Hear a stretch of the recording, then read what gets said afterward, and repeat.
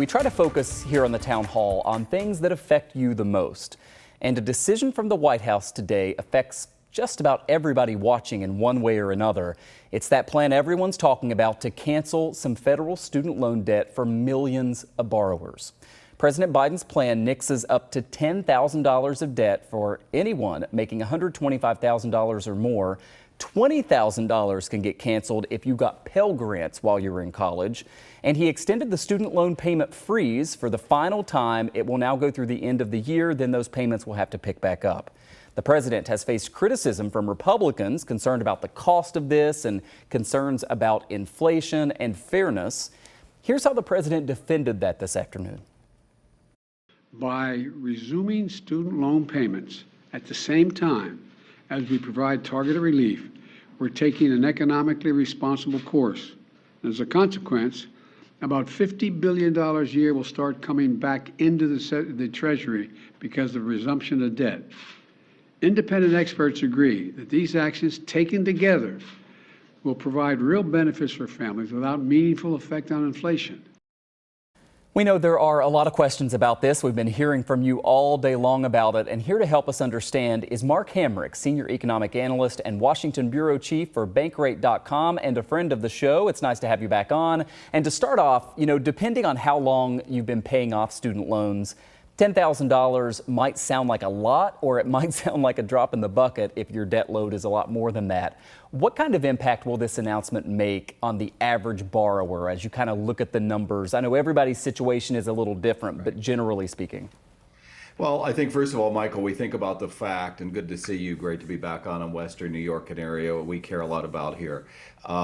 We look at those income ceilings, and so whether it's the lower ceiling of $125,000 a year for an individual or $250,000 a year for those who are married or heads of household, that is a way of sort of focusing this on those who could be considered lower income.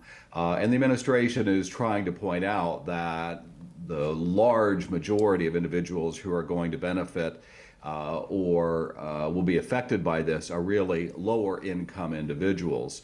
And it is true when we look at the sort of distribution of student loan debt and borrowing is that lower income people of marginalized communities are more likely to be negatively affected by student loan debt. And over the years at Bankrate, this is something that we've done numerous surveys on to find that the impact of student loan debt is negative in the sense of delaying individuals and families critically important life decisions such as buying a home, buying a car, having children, getting married. People told us that in surveys time and time again. And so to the degree that you are eliminating some, not all, but some of that pressure, it's going to make a marginal beneficial difference to those individuals. Mark, you hear someone say canceling debt, and it sounds like it just goes away, right? But of course it isn't free. This is money that the federal government loaned out and expected to get back. Not to mention whether you think this is right or wrong, there is also interest that the government collects on that. All of that now lost for what is eligible here. So financially for the country, in which we're already many trillions in debt, what is that impact at kind of the macro level? And that's something the administration doesn't really want to talk about or dismisses. And I would say that the lack of that discussion is one of the costs, not a financial cost, but a process cost of the president taking this action on his own. Whereas, think about it, if this had been such a reasonable or bipartisan solution, Congress would have agreed to have done this on a bipartisan basis a long time ago, but it did not. And so the president is, as I think he said at the outset of his media opportunities today, making good on a campaign promise. He did talk about this after he was elected, as well as on the campaign trail. But to your question, think of these loans for the federal government as an asset, to the extent that it would recover this down the road. And there will be the larger part of student loan debt that it will recover as those payments will be made. But the nonprofit, nonpartisan Committee for Responsible Federal Budget estimates that the cost of just extending the pause on payments to the end of the year alone is $20 billion. So taxpayers are essentially going to have to be faced with that additional burden of debt in the long term, as opposed to having those payments coming in to retire that part of the debt. As we heard earlier, one of the biggest criticisms of this is the belief that it could cause inflation to worsen. We heard the president dismiss that, and there are certainly economists on both sides of this. I want to ask you a two-part question. Can you explain to us why that is a concern among some people? And then, do you agree with it? Do you think this is going to have a big inflationary side effect? In the near term, I don't think it has a negative impact with inflation, because the forces that have all converged over the past year and a half to cause this historically high and continuing or sustained inflation have been complicated, unprecedented, and massive. And so this is, in a sense, just a drop in the bucket in the near term.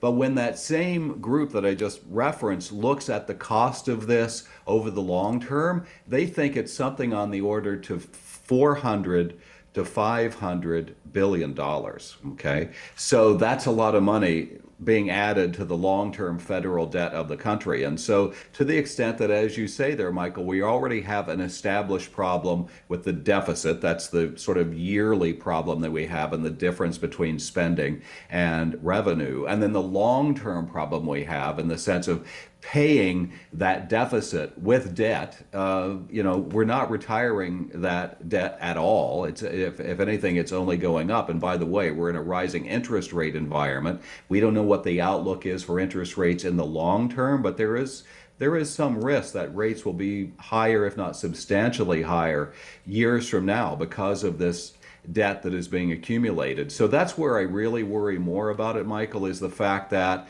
we haven't really come to terms with the nation's debt, and that's where the current generation, future generations may have to bear the cost burden of this.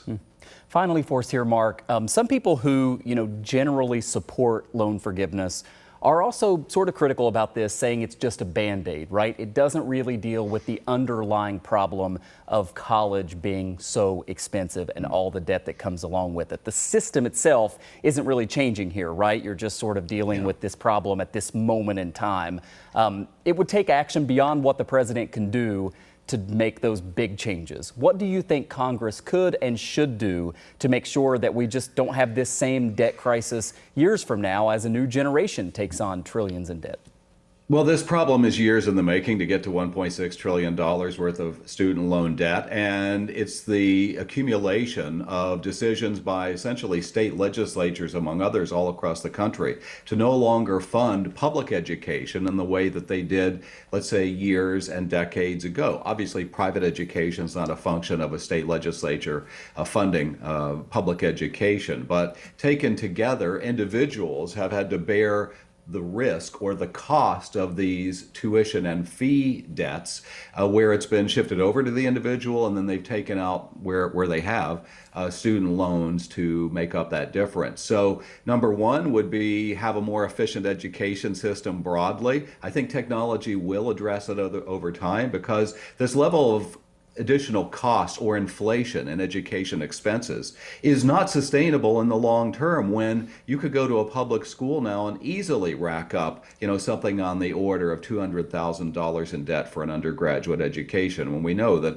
household incomes and the assets that are held by individuals just simply aren't set up to handle that kind of expense, and not to mention the fact that how much that may cause 5-10 years down the road. So ultimately, you want to have governments have a greater stake in the financing of education, but also institutions that aren't racking up these costs and passing those costs on to individuals or whomever else that they may be able to pass those costs on to, including taxpayers.